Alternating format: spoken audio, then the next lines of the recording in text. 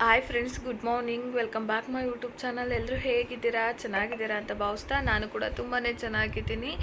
Friends, ಇವತ್ತು full day vlog ಮಾಡೋಣ ಅಂತ ಇದ್ದೀನಿ. ಇವತ್ತು ಉಕ್ಟಾಗಿ ಹೋಗೋ ಪ್ಲ್ಯಾನ್ ಇದೆ. ನೋಡಬೇಕು ಏನಾಗುತ್ತೋ ಗೊತ್ತಿಲ್ಲ. ಅಪ್ಪು ಹೋಗ್ಬರೋಣ ಬಾ, ಸ್ವಲ್ಪ ದೃಷ್ಟಿ ಎಲ್ಲ ತೆಗೆಸ್ಕೊಬರೋಣ ಅಂತ ಹೇಳ್ತಾ ಇದ್ದಾರೆ. ಹೋಗೋಣ ಅಂತ ಅಂದ್ಕೊಂಡಿದ್ದೀನಿ. ಸೊ ಅದಾದಮೇಲೆ ಫ್ರೆಂಡ್ಸ್ ಮನೆ ಖಾಲಿ ಮಾಡಬೇಕು ನಾವು. ನೆಕ್ಸ್ಟ್ ಮೇ ಅಲ್ವಾ, ಮೇ ಆರ್ ಜೂನಲ್ಲಿ ಮನೆ ಖಾಲಿ ಮಾಡ್ಕೋಬೇಕು. ಹಾಗಾಗಿ ಮನೆ ಕೂಡ ಸರ್ಚಿಂಗಲ್ಲಿದ್ದೀವಿ. ಮನೆ ಬಿಟ್ಟು ಹೋಗೋಕ್ಕೆ ಇಷ್ಟ ಇಲ್ಲ, ಬಟ್ ಪೊಸಿಷನ್ ಏನಿದೆ ಅಂತ ಗೊತ್ತಿದೆ. ಹಾಗಾಗಿ ಮನೆ ಖಾಲಿ ಮಾಡ್ತಾ ಇರೋದು. ನೋಡಬೇಕು ಇವತ್ತಿನ ವ್ಲಾಗ್ಸ್ ಎಲ್ಲ ಹೇಗಿರುತ್ತೆ ಅಂತ. ಇನ್ನು ಮನೆ ಕೆಲಸಗಳೆಲ್ಲ ಜಾಸ್ತಿ ಆಗುತ್ತೆ ನನಗೆ. ಫ್ರೆಂಡ್ಸ್, ಮನೆ ನಮ್ಗೆ ಹೆಂಗೆ ಕೊಟ್ಟಿರ್ತಾರೋ ನಾವು ಅದಕ್ಕಿಂತ ಚೆನ್ನಾಗಿಟ್ಟು ನಾವು ಮನೆ ಕೊಡಬೇಕು. ಅದು ನನ್ನ ಪಾಲಿಸಿ. ನಮ್ಮಿಂದ ಅವ್ರಿಗೆ ಯಾವುದೇ ಥರ ತೊಂದರೆ ಆಗಬಾರ್ದು. ಈ ಮನೆ ಅಂತ ಅಲ್ಲ, ನಾನು ಇದ್ದು ಬಂದ ಮನೆಗಳಲ್ಲೆಲ್ಲ ನಾವು ಹಂಗೆ ಕೊಟ್ಟಿರೋದು. ನಮಗೆ ಅವ್ರು ಎಷ್ಟು ಚೆನ್ನಾಗಿ ಮನೆ ಕೊಟ್ಟಿರ್ತಾರೋ ಅವರು ನೆಕ್ಸ್ಟ್ ನಾವು ವಾಪಸ್ ಕೊಡಬೇಕಾದ್ರೂ ಅದಕ್ಕಿಂತ ಚೆನ್ನಾಗಿ ಮನೆ ಕೊಡಬೇಕು. ನಾನು ಎಲ್ಲೂ ಏನು ಗಲೀಜೆಲ್ಲ ಮಾಡ್ಕೊಳ್ಳಲ್ಲ. ಆವಾಗಿನ ಗಲೀಜು ಏನಾದರೂ ಸಪೋಸ್ ಆದರೂ ಕೂಡ ಸೊ ಅವಾಗೇ ಕ್ಲೀನ್ ಮಾಡ್ಕೊಂಡಿರ್ತೀನಿ.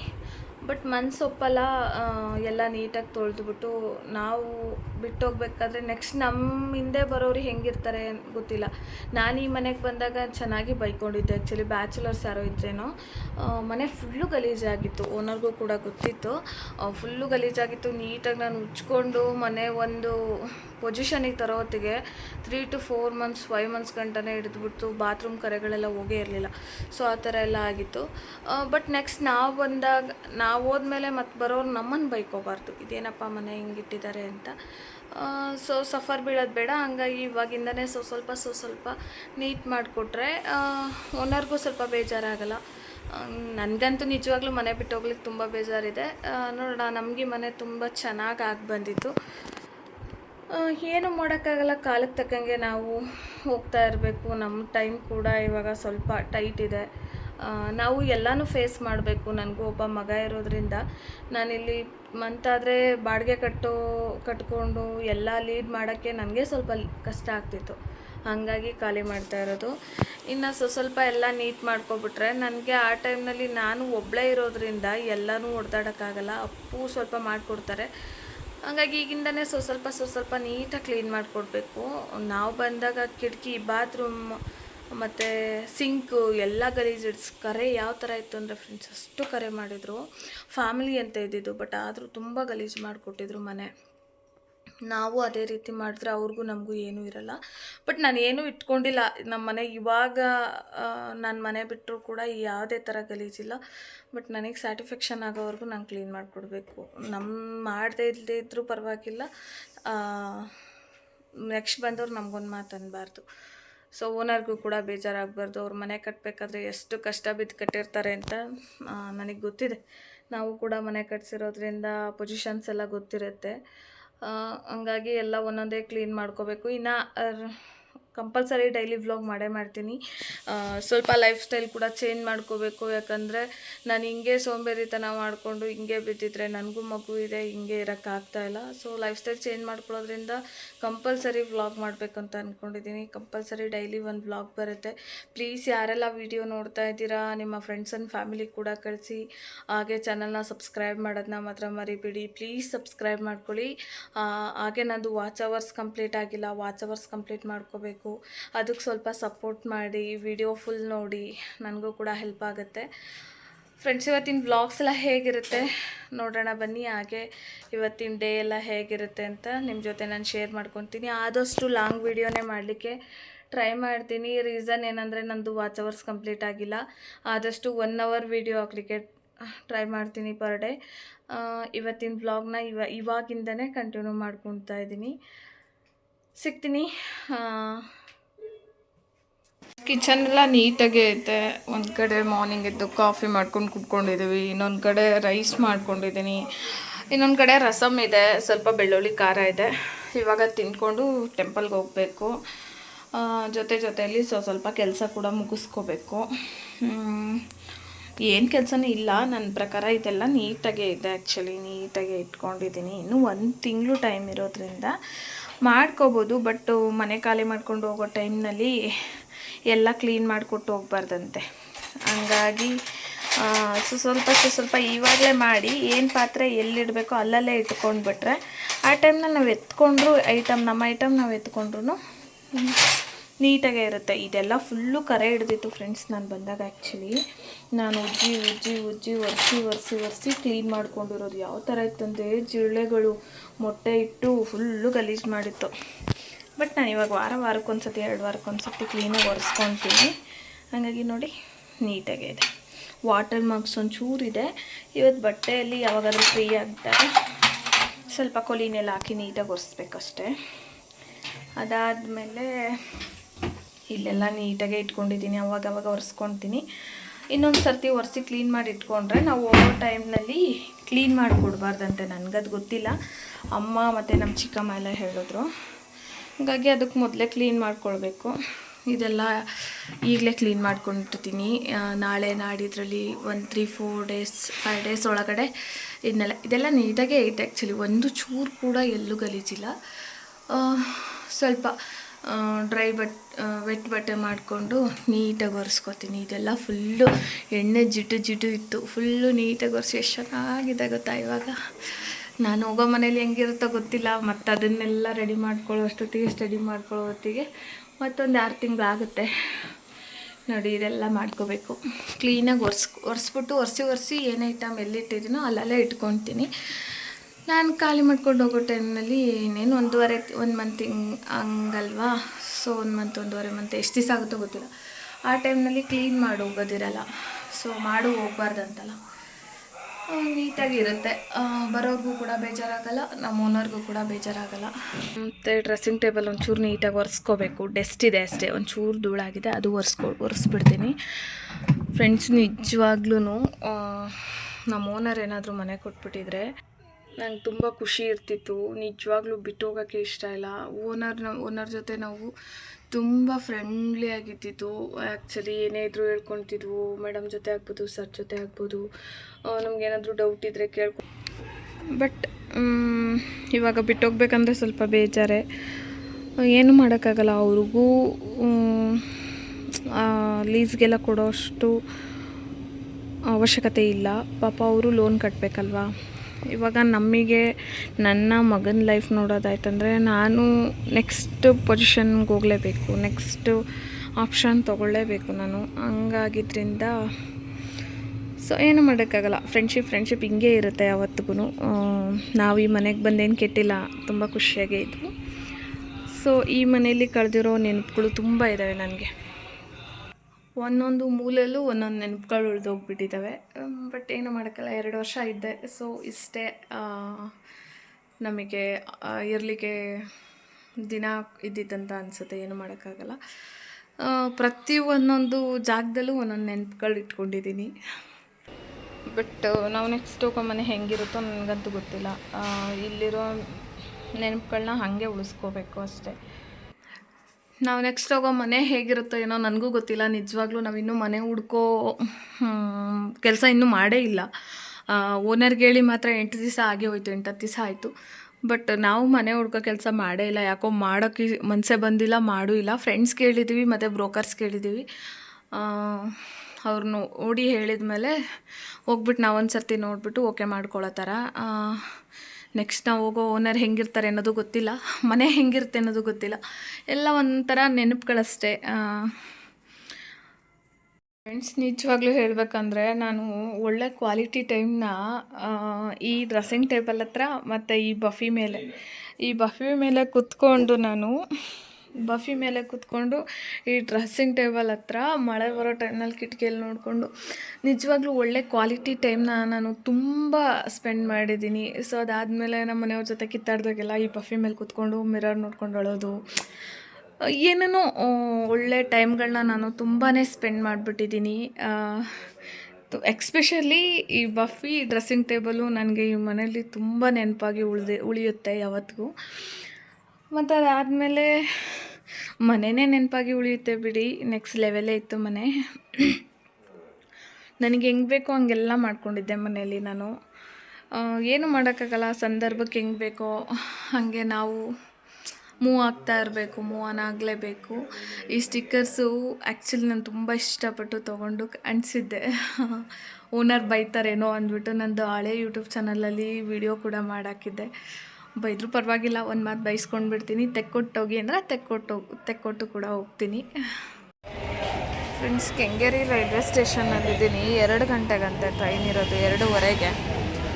ಹಂಗಾಗಿ ಇಲ್ಲಿ ವೆಯ್ಟ್ ಮಾಡ್ತಾ ಇದ್ದೀನಿ. ಅಪ್ಪು ಟಿಕೆಟ್ ತೊಗೊಳ್ಳಿಕ್ಕೆ ಹೋಗಿದ್ದಾರೆ ಕೌಂಟ್ರಿಗೆ. ಆನ್ಲೈನಲ್ಲಿ ನೋಡಿದಾಗ 1 ಗಂಟೆಗೆ ತೋರಿಸ್ತು, ಬಟ್ ಇಲ್ಲಿ 2:15 ಗಂಟೆ ಇಲ್ಲ ಅಂತ ಹೇಳ್ತಾ ಇದ್ದಾರೆ.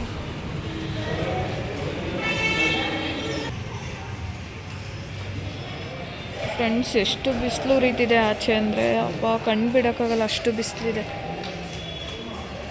ಫ್ರೆಂಡ್ಸ್, ಆ ಕಡೆ ಹೋಗಬೇಕು, ಪ್ಲಾಟ್ಫಾರ್ಮ್ 3ಗೆ ಹೋಗಬೇಕು. ಸಂಜೆ ಎಷ್ಟೊತ್ತಾಗುತ್ತೋ ಬರೋದು ಗೊತ್ತಿಲ್ಲ. ನೋಡಿ, ಇಲ್ಲೂ ನಂದಿನಿ ಪಾರ್ಲರ್ ಓಪನ್ ಮಾಡ್ಕೊಂಡಿದೆ.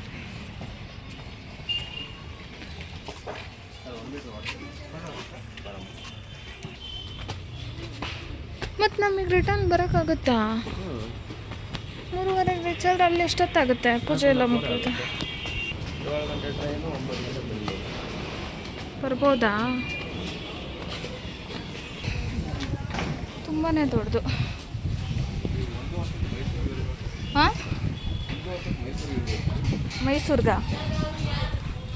ಸ್ಟಾಪ್ ಇರಲ್ವಾ? ಯಾಕೆ 3ಕ್ಕೆ ಹೋಗ್ಬೇಕು ಅಂದರೆ? ಫ್ರೆಂಡ್ಸ್, ಟ್ರೈನಲ್ಲಿ ಹೋಗಿ ಎಷ್ಟೋ ದಿವಸ ಆಗಿದೆ. ಫಸ್ಟ್ ಟೈಮ್ ಹೋಗ್ತಾ ಇರೋದು, ಅಂದರೆ ತುಂಬ ದಿನ ಆದಮೇಲೆ ಹೋಗ್ತಾ ಇರೋದು.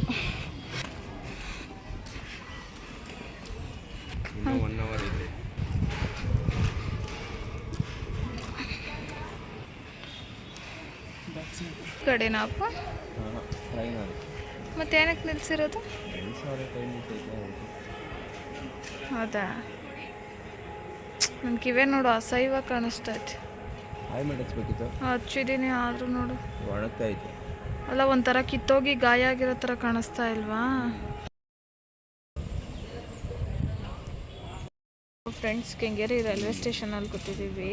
ಟ್ರೈನ್ ಇರೋದು ನಮಗೆ 2:10. ಆ್ಯಕ್ಚುಲಿ ನಾವೇ ಬೇಗ ಬಂದಂಗೆ, ಸೊ ಅದರಿಂದ ವೆಯ್ಟ್ ಮಾಡ್ತಾಯಿದ್ದೀನಿ. 1:15 ಆಗೋಗೈತೆ. ಇನ್ನೊಂದು ಸ್ವಲ್ಪ ಹೊತ್ತು ಬರುತ್ತೆ. 45 ಮಿನಿಟ್ಸ್ ಟೈಮ್ ಸ್ಪೆಂಡ್ ಮಾಡಿದ್ರೆ ಬಂದುಬಿಡುತ್ತೆ. ರೀಚ್ ಆಗೋ ಅಷ್ಟೊತ್ತಿಗೆ 3:30 ಆಗುತ್ತಂತೆ.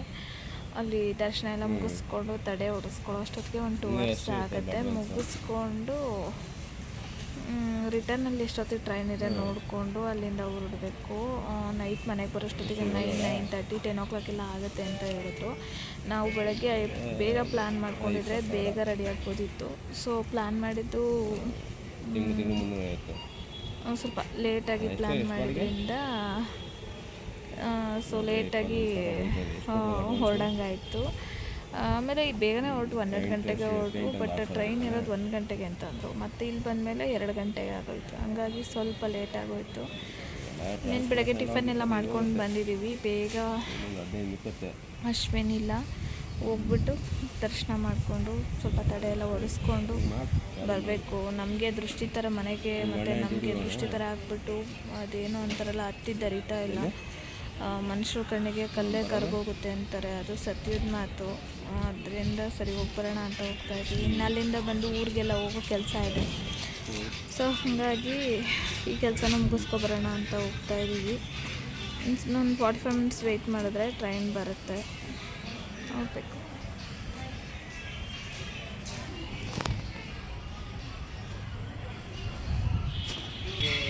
ಫ್ರೆಂಡ್ಸ್, ನಾನೀಗ ಹೋಗ್ತಾ ಇರೋ ಮನೆಗೆ ಓನರ್ ಹತ್ರ ಮಾತಾಡಿ ನಾಯಿ ತೊಗೊಳ್ಳೋಣ ಅಂತ ಅಂದ್ಕೊತಾ ಇದ್ದೀನಿ. ಅಪ್ಪು ಈಸ್ಕೊಡ್ತಾರೆ, ತಗೋತೀನಿ. ಈಸ್ಕೊಡಲ್ವಾ? ಸೀಸು ಈಸ್ಕೊಡಲ್ವಾ? ಹಾಂ, ಮರಿ ಹಾಕ್ಸಿದ್ಮೇಲೆ ನಿನ್ಗೊಂದು ಮರಿ, ನನಗೊಂದು ಮರಿ. ನೀನೊಂದು ಮರಿ ಮಾರ್ಕೊ, ನಾನೊಂದು ಮರಿ ಮಾರ್ಕೊತೀನಿ. ನಿನ್ನ ನಾಯಿ ನಿಂಗೆ ವಾಪಸ್ ಕೊಡ್ತೀನಿ. ಆಮೇಲೆ ನಂಗೆ ನಿನ್ನ ನಾಯಿ ಬೇಡ, ನೋಡೋಣ ಈಸ್ಕೊಡ್ತೀನಿ ಅಂತ ಹೇಳ್ತಾ ಇದ್ದಾರೆ. ನೋಡೋಣ ಓನರ್ ಏನು ಹೇಳ್ತಾರೆ ಕೇಳಬೇಕು. ಯಾಕಂದರೆ ನಾವು ಈಗಿರೋ ಮನೆ ಓನರು ನಾಯಿ ಬೇಡ ಅಂತ ಹೇಳಿದರು. ಈಗ ಅಲ್ಲಿ ಕೇಳಬೇಕು ನಾವು ಹೋಗೋದು. ಇನ್ನೂ ಮನೆಯದು ಯಾವುದು ಕನ್ಫರ್ಮ್ ಇಲ್ಲ ಅಲ್ವಾ. ನೋಡ್ಬಿಟ್ಟು ಮನೆ ನೋಡಿ ಆದಮೇಲೆ ಹೋಗೋ ಟೈಮ್ನಲ್ಲೇ ಮಾತಾಡ್ಕೊಂಡು ಹೋಗಬೇಕು. ಏನಾದರೂ ಇಲ್ಲ ಸಾಕೊಳ್ಳಿ ಇರಲಿ ಅಂದರೆ ನನ್ನ ಜೊತೆ ಮನೇಲಿ ಇರುತ್ತೆ. ಸೊ ಹಾಗಾಗಿ ನೋಡೋಣ ಅಂತ ಅಂದ್ಕೊಂಡಿದ್ದೀನಿ. ಒಂದು ಚಿಕ್ಕ ಮರಿ ಸೀಸು ತೊಗೊಳ್ಳೋಣ ಅಂತ ಇದ್ದೀನಿ. ನೋಡಬೇಕು. ನೆನ್ನೆ ನನ್ನ ಫ್ರೆಂಡ್ ತೊಗೊಂಡ್ರು. ಸೊ 10.5 ಏನೋ 15 ಸಮಥಿಂಗ್ ಆಗಿತ್ತು. ಹಾಗಾಗಿ ನಾನು ಒಂದು ತೊಗೊಳ್ಳೋಣ ಅಂತ. ಎಷ್ಟರಲ್ಲಿ ಸಿಗುತ್ತೆ ಅಂತ ಆನ್ಲೈನಲ್ಲಿ ಏನು ನಾಯ ಸೀಸು ಅಂದರೆ ಒಳ್ಳೆ ಚೆನ್ನಾಗಿರೋ ಕಂಪ್ನಿದು ಬೇಕು. ಮಾಡ್ತಾರೆ ಆನ್ಲೈನಲ್ಲಿ ಹಾಂ, ಆನ್ಲೈನ್ ಯಾರು ಮಾರ್ಗಿರ್ತಾರೆ ನಿಮ್ಮ ಮನೆಯಲ್ಲಿ? ಆನ್ಲೈನಲ್ಲೇ ತಾನೇ ನೋಡ್ತಾ ಇದ್ದೀನಿ ನೀನು ಅವತ್ತೆಲ್ಲ. ಲಿಂಗ ತೊಗೊಂಡ್ರೋ ಥರದ್ದು ಒಳ್ಳೆ ಕಂಪ್ನಿದ ಏನೋ ಹೇಳ್ತೀಯಲ್ಲ, ಕಂಪ್ನಿದ ಏನೋ ಹೇಳ್ತೀಯಲ್ಲ, ಒಳ್ಳೆ ಕ್ವಾಲಿಟಿ ಇರೋದು ನೋಡು, ಸಿಕ್ಕಿದ್ರೆ ತಗೊಳ್ಳೋಣ. ಫ್ರೆಂಡ್ಸ್, ಹೆವಿ ಬಿಸಿಲಿದೆ. ಇದು ರೈಲ್ವೆ ಸ್ಟೇಷನಲ್ಲಿ ಕೂತಿದ್ರೆ ಕಣ್ಣೆಲ್ಲ ತಿರುಗ್ತಾ ಇದೆ, ಅಷ್ಟು ಬಿಸಿಲಿದೆ. ಎಷ್ಟು ಬಿಸಿಲಿದೆ ಅಂದರೆ ಫ್ರೆಂಡ್ಸ್, ಸಿಕ್ಕಾಪಟ್ಟೆ ಬಿಸಿಲಿದೆ.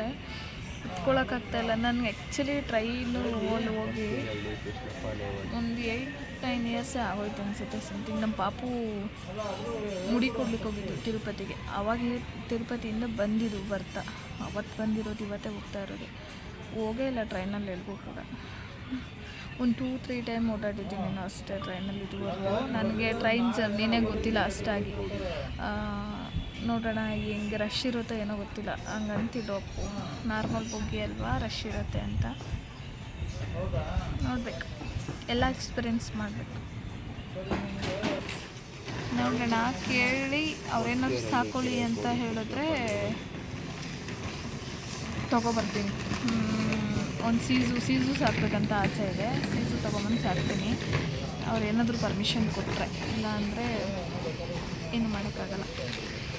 ಇಲ್ಲ ಮನೆ ಅಡ್ಜಸ್ಟ್ ಆಗ್ತವೆ, ಇಲ್ಲ ನಮಗೀಗ ಆಗ್ತಿರೋ ಪ್ರಾಬ್ಲಮ್ಮೇ ಅದು. ಮನೆಗಳು ಅಡ್ಜಸ್ಟ್ ಆಗ್ತವೆ, ಇಲ್ಲ ಕಾರ್ ಪಾರ್ಕಿಂಗ್ ಇರೋಲ್ಲ, ಇಲ್ಲ ಅಂದರೆ ಇನ್ನೊಂದೇನೋ ಇರುತ್ತೆ, ಇಲ್ಲ ಬಾಡಿಗೆ ಕೊಡ್ತೀವಿ ಅಂತಾರೆ. ಸೊ ಇಲ್ಲ ಬಾಡಿಗೆ ಜಾಸ್ತಿ ಇರುತ್ತೆ, ನಮಗೆ ಬೇಕಾದಂಗೆ ಇರೋಲ್ಲ, ಲೀಸ್ಗೆ ಕೊಡೋಲ್ಲ ಅಂತಾರೆ. ಸೊ ಈ ಥರ ಎಲ್ಲ ಪ್ರಾಬ್ಲಮ್ ಇರುತ್ತೆ. ನೋಡಿಕೊಂಡು ಮಾಡ್ಕೋಬೇಕು. ನಾಯಿ ಸಾಕೋಕ್ಕೆ ಪರ್ಮಿಷನ್ ಕೊಟ್ಟರೆ ಫಸ್ಟೇ ಮಾತಾಡಿಕೊಂಡು ತೊಗೊಳ್ಳೋಣ ಅಂತ ಅಂದ್ಕೊಂಡಿದ್ದೀನಿ. ಒಂದು 10,000ಕ್ಕೆ ಸಿಕ್ಕುತ್ತೆ ಅನಿಸುತ್ತೆ ನನ್ನ ಪ್ರಕಾರ. ಆನ್ಲೈನಲ್ಲಿ ಮೊನ್ನೆ ಒಂದು ಸತಿ ಚೆಕ್ ಮಾಡಿದಾಗ 15,000 ಇತ್ತು. 10,000 ಸಿಕ್ಕಿದ್ರೆ ಪಕ್ಕ ತಗೊಳ್ತೀನಿ.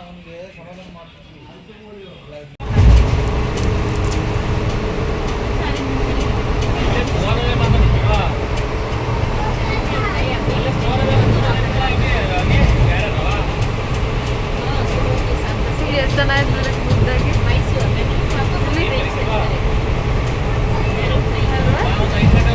ನೋಡಿ, ಎಷ್ಟು ಮುದ್ದಾಗಿ ತುಟಿ ಎಲ್ಲ.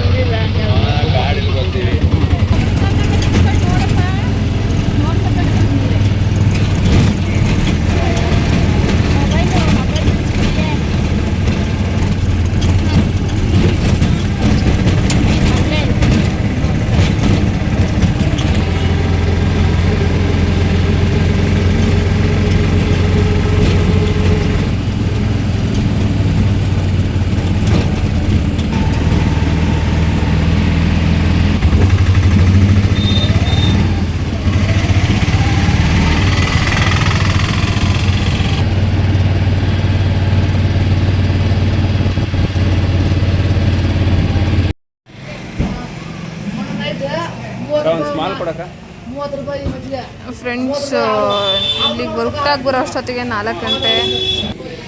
ಫ್ರೆಂಡ್ಸ್ ಹುಟ್ಟಾಗಿ ಬರೋ ಅಷ್ಟೊತ್ತಿಗೆ 4 ಗಂಟೆ ಆಗೋಯಿತು. ತುಂಬ ಹೊಟ್ಟೆ ಹಸಿವು ಆಗ್ತಾಯಿತ್ತು. ದಾಹ ಬೇರೆ ತುಂಬ ಬಿಸಿಲಿರೋದ್ರಿಂದ ಟ್ರೈನಲ್ಲಿ ಮಧುರುಡೆ ಅದು ಇದು ತಿಂದಿದ್ವಲ್ಲ, ಸೊ ಹಾಗಾಗಿ ತುಂಬಾ ದಾಹ ಹೊಡಿತಾ ಇತ್ತು. ನಂದಿನಿ ಮಜ್ಜಿಗೆ ಸ್ವಲ್ಪ ಕುಡ್ಕೊಂಡು ಹೋಗೋಣ ಅಂದ್ಬಿಟ್ಟು ಬಂದೆ. ನಾನು ನಾರ್ಮಲ್ ಪ್ಯಾಕೆಟ್ ಬರುತ್ತಲ್ಲ, ಹಾಲು ಪ್ಯಾಕೆಟ್ ಥರ ಪ್ಯಾಕೆಟಲ್ಲಿ ಅದಿದೆ ಅಂದ್ಕೊಂಡೆ. ನೋಡಿದರೆ ಇಲ್ಲ ಅಂತ ಹೇಳಿದ್ರು. ಸರಿ ಅಂದ್ಬಿಟ್ಟು ನಾರ್ಮಲ್ ಈ ಥರ ಮಸಾಲ ಮಜ್ಜಿಗೆ ಇದನ್ನು ಸೊ ತೊಗೊಂಡೆ. ಇವಾಗ ಕುಡಿದ್ಬಿಟ್ಟು ಒಂದೇ ಸರ್ತಿ ದರ್ಶನಕ್ಕೆ ಹೋಗ್ತೀವಿ. ಜನ ಏನಿಲ್ಲ, ಫುಲ್ಲು ಖಾಲಿ ಹೊಡಿತಾ ಇದೆ ದೇವಸ್ಥಾನ. ಏನಂತ ಜನ ಇಲ್ಲ.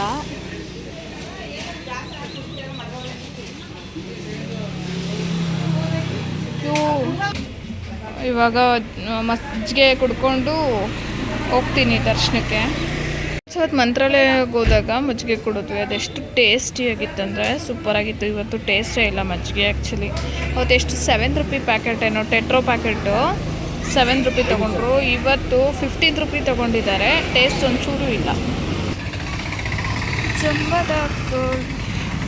ಇಲ್ಲಿ ಪಾತ್ರೆ ಪಡ್ಗೆಲ್ಲ ಬಾಡಿಗೆ ಕೊಡ್ತಾರೇನೋ, ಈ ಚಿಕನ್ ಮಟನ್ ಮಾಡ್ಕೊಂಡು ತಿನ್ನೋರಿಗೆ ಅಲ್ವಾ. ನಾನ್ ವೆಜ್ಜು ಮಾಡ್ತಾರಂತಲ್ಲ. ನೆನ್ನೆ ಅಕ್ಕ ಮಾತಾಡ್ತಾ ಇತ್ತು. ಟಿ ಮಾಡ್ಕೊಂಡು ಹೋಗಿ ಒಂದು ದಿವಸ ಎಲ್ಲರೂ ಮಾಡ್ಕೊಂಡು ತಿಂದ್ಬಿಟ್ಟು ಬರಬೇಕು ಪೂಜೆ ಮಾಡಿಕೊಂಡು ಅಂತ.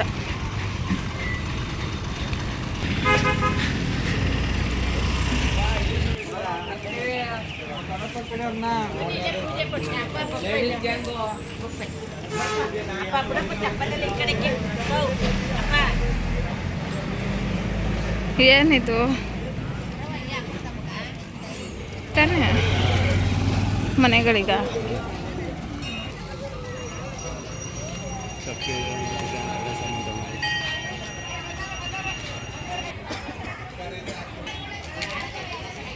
ಹೇಳಪ್ಪು.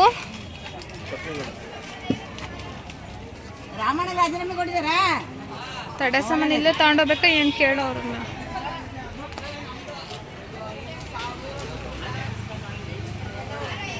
ಫ್ರೆಂಡ್ಸ್ ತಡೆ ಸಾಮಾನು ತೊಗೊಂಡು ಹೋಗ್ತಾ ಇದ್ದೀವಿ. ಅಪ್ಪುಗೆ ತಡೆ ಓಡಿಸ್ಬೇಕಲ್ಲ, ಸೊ ಹಾಗಾಗಿ 1 ವರ್ಷ ಆಯ್ತು ರಾಜೀನಾಮೆ ಕೊಟ್ಟವ್ರು ಅವ್ರಿಗೆ.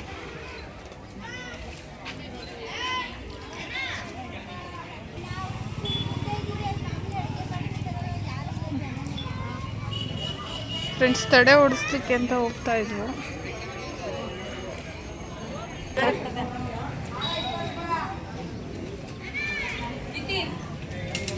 ಇವಾಗ ಎಲ್ಲಿಗೆ ಹೋಗ್ಬೇಕಪ್ಪು?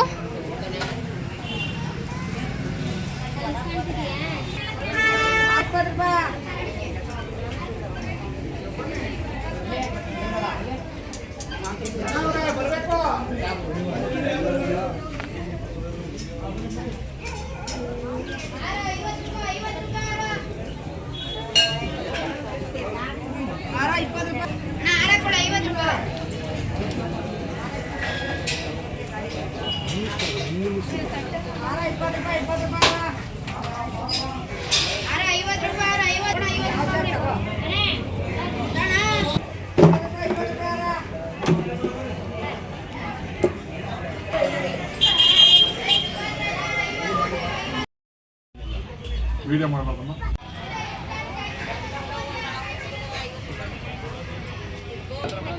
4:35.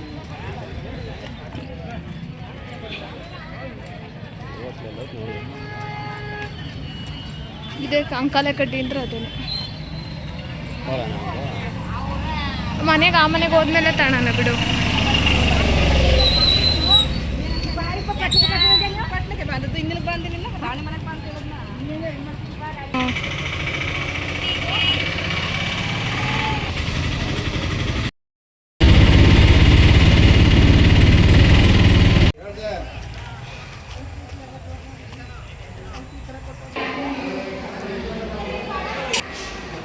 ಫ್ರೆಂಡ್ಸ್ ರಿಟರ್ನ್ ಆಗ್ತಾ ಇದ್ದೀವಿ. ದರ್ಶನ ಎಲ್ಲ ಆರಾಮಾಗಿ ಆಯಿತು.